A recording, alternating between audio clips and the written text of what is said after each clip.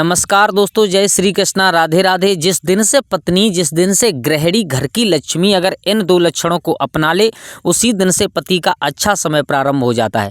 हाँ दोस्तों, आप लोगों ने बिल्कुल सही सुना। जिस दिन से घर की गृहिणी यानी जो घर की पत्नी यानी लक्ष्मी हुआ करती है घर में, वो अगर इन दो लक्षणों को अपना ले, उसी दिन से पति के और जो बुरे दिन होते हैं वो समाप्त होकर के अच्छे दिन प्रारंभ हो जाते हैं। आज इसी बात के ऊपर हम और आप चर्चा करेंगे। दोस्तों, आप भी जानते हो, हम भी जानते हैं कि परिवार रूपी गाड़ी में पति पत्नी नाम के दो पहिया होते हैं और घर में स्त्री का बड़ा ही एक अलग महत्व हुआ करता है। अगर स्त्री चाहे तो अपने पति को, गरीब पति को अमीर बना सकती है। अगर स्त्री चाहे तो अमीर पति को गरीब बना सकती है। अगर अपनी पर आ जाए तो स्त्री का घर में एक बड़ा ही अलग महत्व हुआ करता है। तो इसी बात के ऊपर हम और आप चर्चा करेंगे। कौन से वो दो लक्षण होते हैं, अगर पत्नी में आ जाएं, स्त्री में आ जाएं, घर की लक्ष्मी में आ जाएं, तो उस घर को स्वर्ग बनने में बिल्कुल भी देर नहीं लगती। तो दोस्तों, एक कहानी के माध्यम से हम आपको बताना चाहते हैं। तो कहानी प्रारंभ करने से पहले आपसे निवेदन है कि अगर आप हमारे गजब ज्ञान यूट्यूब चैनल पर नए दर्शक मेहमान बंधु बनकर के आए हैं तो प्लीज़ हमारे चैनल को सब्सक्राइब करें। हो सके तो अपने परिवार और दोस्तों के साथ में शेयर जरूर कर दें।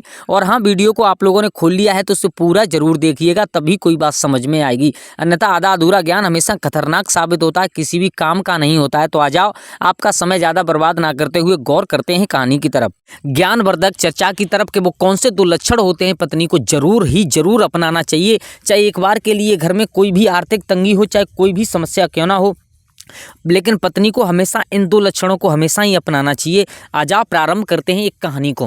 दोस्तों, प्राचीन काल की बात है। प्राचीन काल में किसी नगर में एक गरीब इंसान रहा करता था। उसके घर में एक पत्नी थी और उसका एक बेटी थी। लेकिन जब बेटी विवाह के योग्य हो जाती है, लेकिन उस गरीब इंसान के पास में धन नहीं था। इस कारण उस बेचारे का विवाह नहीं हो पा रहा था, उस बेचारी बिटिया का विवाह नहीं हो पा रहा था मेरे भैया। लेकिन दूसरी बात, वो शरीर से थोड़ी सुंदर कम थी, इसलिए और उसे जो कोई भी देखने के लिए आता था छोड़ करके चला जाता था। कहने का मतलब वो कुरूप थी बेचारी, लेकिन उसके अंदर एक गुण बहुत अलौकिक था। वो क्या गुण था कि उसे मेहंदी लगाना बहुत अच्छी तरीके से आता था। इतनी अच्छी तरीके से मेहंदी लगाना आता था कि वो कई दुल्हनों की यानी जहाँ पर शादी हुआ करती थी वहाँ पर मेहंदी लगाने के लिए जाती थी। उसी की मेहंदी लगा करके बहुत दुल्हनों की शादी हो गई, लेकिन उस बेचारी की शादी नहीं हो पा रही है। तो एक दिन पिता बहुत दुखी था और दुखी होकर के आंगन में बैठा हुआ था कि पता नहीं भगवान मेरे नसीब में क्या लिखा है।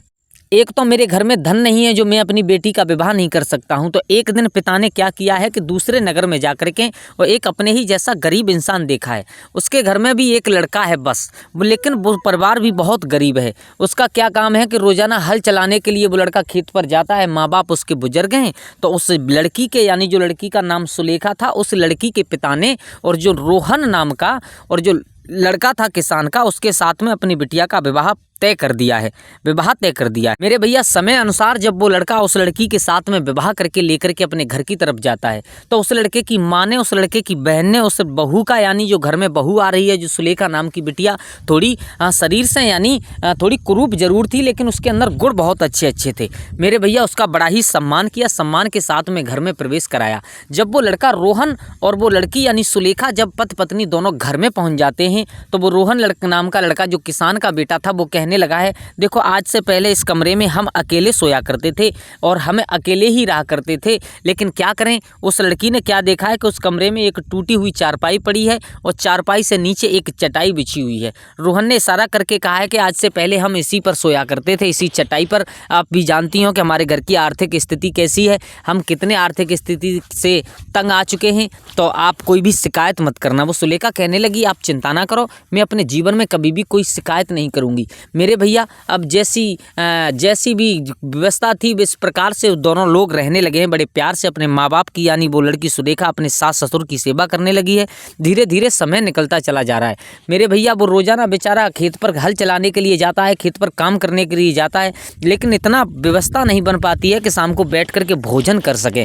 तो लेकिन वो कभी भी, जो सुलेखा नाम की लड़की थी, कभी भी जीवन में अपने पति से शिकायत नहीं करती है। एक दिन क्या हुआ कि बारिश बहुत तेज होने लगी है। घर के दो कमरा थे, एक में वो लड़की और लड़का यानी सुलेखा और रोहन दोनों रहा करते थे। एक में माँ बाप रहा करते थे। तो जिस घर में माँ बाप रहा करते थे, एक दिन बारिश तेज होने के कारण उसकी छत टूट जाती है और यानी अब घर में एक ही कमरा बन रहता है। अब मेरे भैया उसी कमरे में माँ बाप, एक बहन है और पति पत्नी है, पाँचों लोग रहने लगे हैं।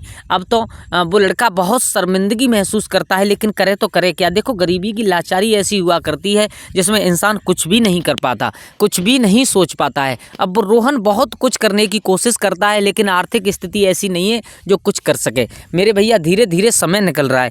एक दिन रोहन ने अपनी पत्नी को बिठा लिया और कहा कि मैं भी समझता हूँ कि आपके दिल में क्या दुख पहुँचता है।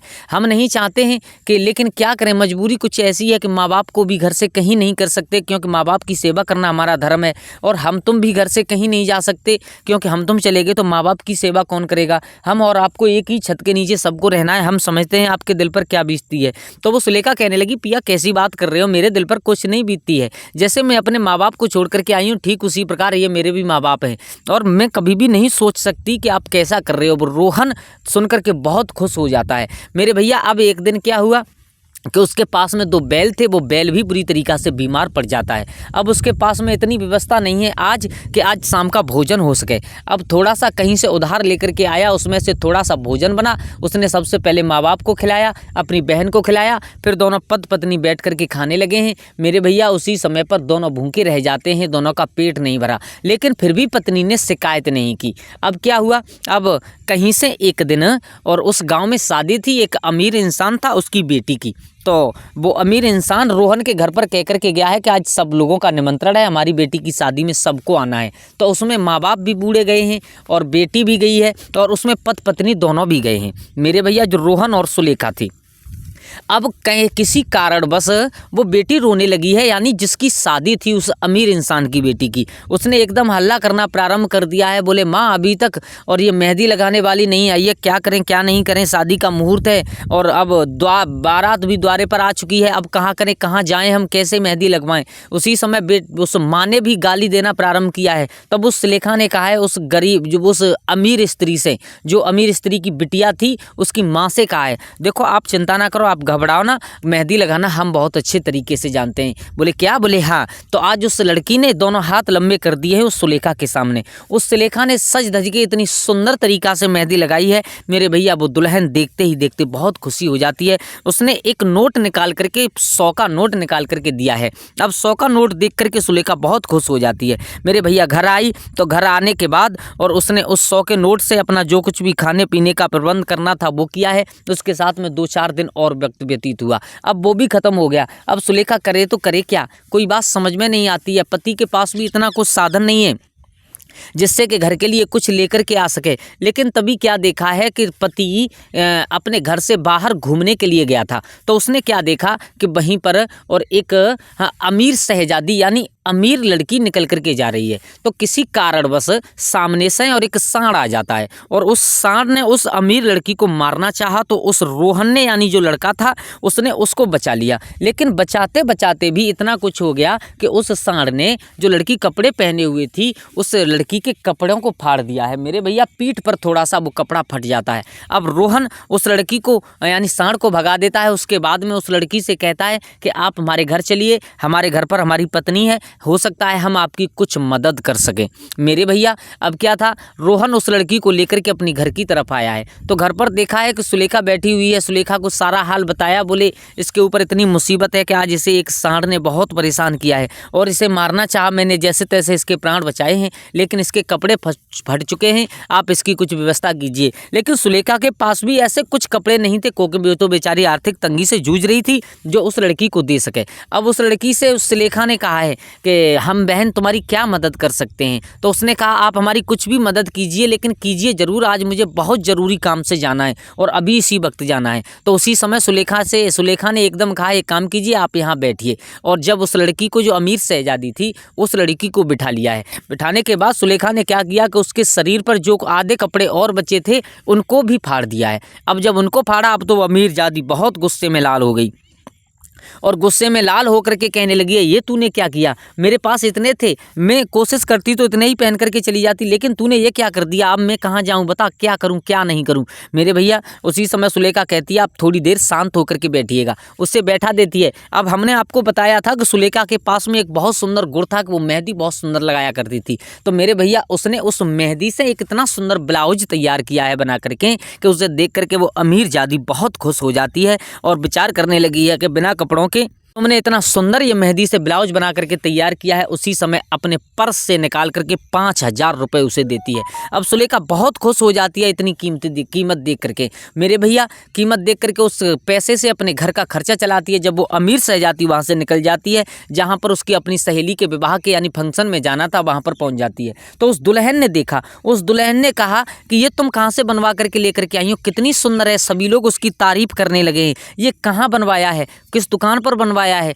कहाँ से बनवाया है, ये कौन है इतना सुंदर, किसमें इतने सुंदर लक्षण हैं जो इन्हें बना सकता है। उसी समय उस अमीर जादी ने बताया है, सुनिएगा, ये एक गरीब किसान की यानी मेरी फ्रेंड है, गरीब किसान की बहू है, उसने ये बनाया है। तो उस दुल्हन ने कहा है कि चाहे कुछ हो जाए, अब शादी हम तभी करेंगे कि हम भी ऐसा ही बनवाएंगे। मेरे भैया अपनी गाड़ी में बैठ करके वो दुल्हन उसको लेकर के और अमीर शहजादी को साथ में लेकर के सुलेखा के पास में आ जाते हैं।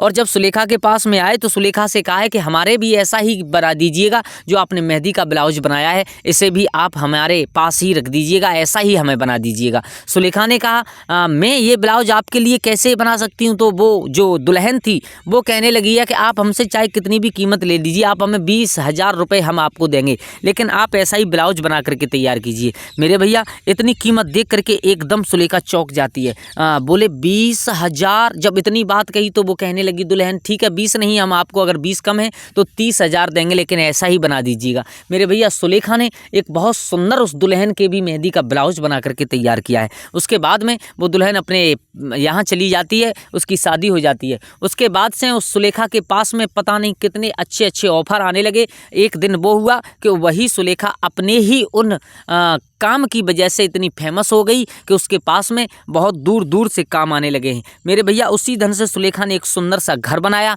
घर बना करके खुद अपने पति की और अपने सास ससुर की अच्छी तरीक़ा से सेवा करने लगी है। तो दोस्तों इस कहानी से हमें यही सीखने के लिए मिलता है कि अगर पत्नी में ऐसे सुंदर लक्षण पाए जाते हैं तो उस परिवार को कभी भी, चाहे कितना भी गरीब परिवार क्यों ना हो, कभी भी धनवान होने में समय नहीं लगता है। तो दोस्तों कैसी लगी आप लोगों को हमारी ये कहानी? अगर अच्छी लगी हो तो प्लीज़ हमारे चैनल को सब्सक्राइब करें, हो सके तो अपने परिवार और दोस्तों के साथ में शेयर करें। आज के लिए बस इतना ही, कल फिर मिलते हैं किसी एक नई कहानी, एक नई चर्चा के साथ। तब तक के लिए सभी लोग आनंदित रहें, खुश रहें। जय श्री राधे, जय श्री राम।